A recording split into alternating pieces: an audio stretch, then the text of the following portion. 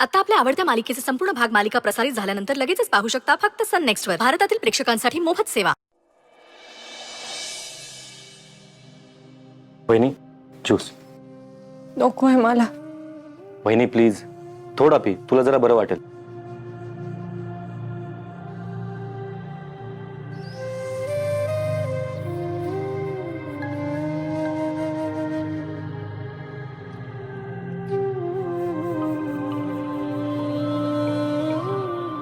आणि आता प्लीज तू घरी जायचं आणि आराम करायचा. ओके? नाही, मी श्रेयसला सोडून कुठेच जाणार नाही. आराध्या, बाबा प्लीज प्लीज.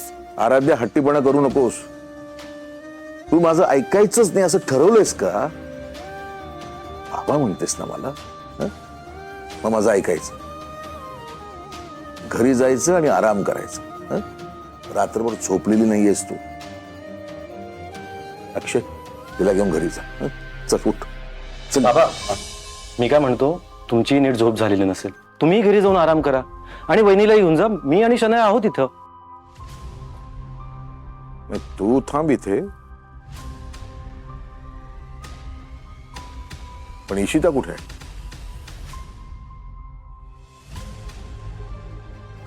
नाही, इशिता नाही आली.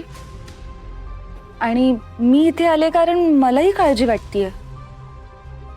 हो का? आता तुझी काळजी दूर झाली असेल ना? हं? तुला इथं थांबण्याची काही गरज नाही. हं? तू चल आमच्या बरोबर. पण अक्षय एकटा? तो एकटा कुठे आहे? त्याची आई आहे इथं. आणि तू नको इतकी काळजी करूस. आम्ही सगळे आहोत त्याच्यासोबत. हं? तू चल आमच्या बरोबर. आराध्या चल उठ. शनया, तू खरंच जा. असंही तुझं इथं काही काम नाहीये. हा ओल्डी का मध्ये मध्ये बडबड करतोय? मी इथे थांबले तर ह्याला काय प्रॉब्लेम आहे? एक प्लॅन धड वर्कआउट होऊ देत नाहीयेत. राहू का नाही आली? आणि ही इथे आली.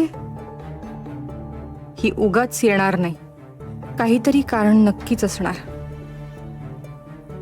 आई बाबांना हे सगळं कळलं असेल तर ते पण टेन्शन मध्ये असतील. आधी जाऊन त्यांना भेटायला हवं. वहिनी, ग कसला विचार करते? घरी नाही जायचं का तुला? जातेस म्हणजे काय? तुला जावंच लागेल. आराध्या चल उठ.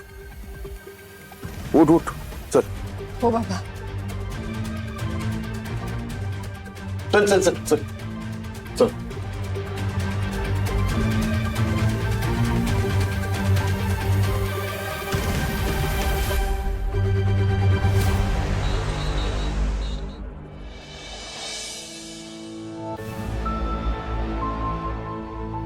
अरे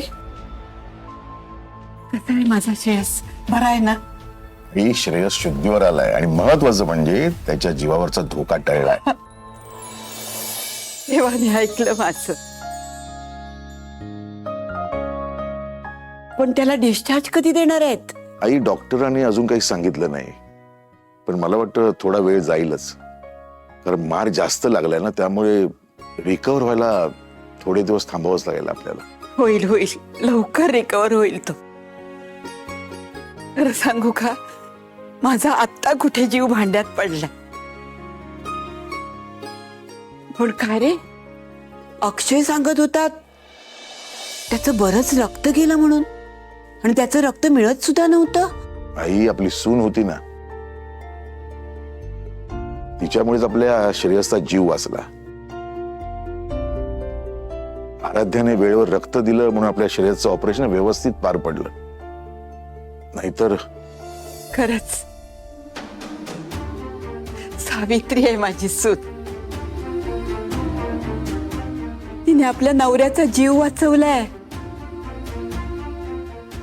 माझ्या नातवाचा जीव वाचवलाय.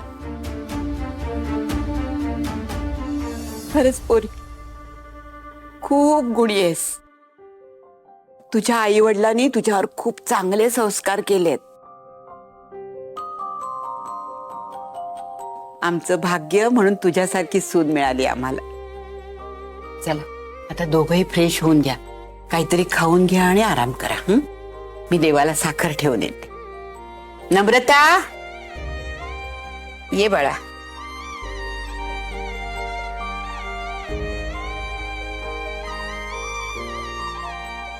आमच्याही जीवाला खूप घोर लागला होता. ही बातमी ऐकली आणि खूप बरं वाटलं.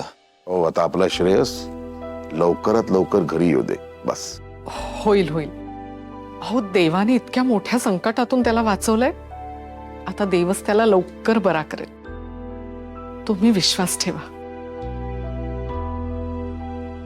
बाबा, फ्रेश होऊन या, मग सगळ्यांना एकत्र जेवायला वाढते. हो.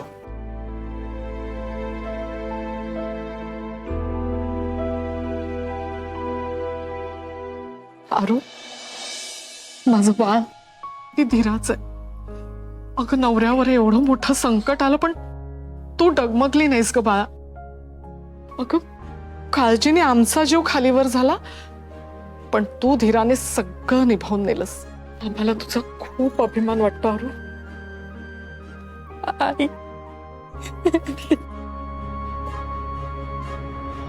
आरू, अगं काय झालं बाळा?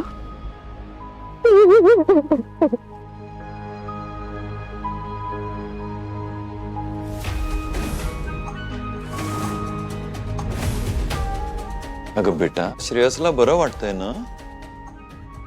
तू नको टेन्शन घेऊस.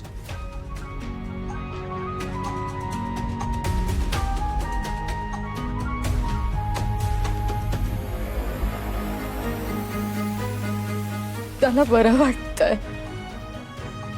पण मग तू काय इतकी रडते सरू? आई, तुला माझा मित्र आठवतोय निखिल? हो, त्याने मला कॉल केला होता.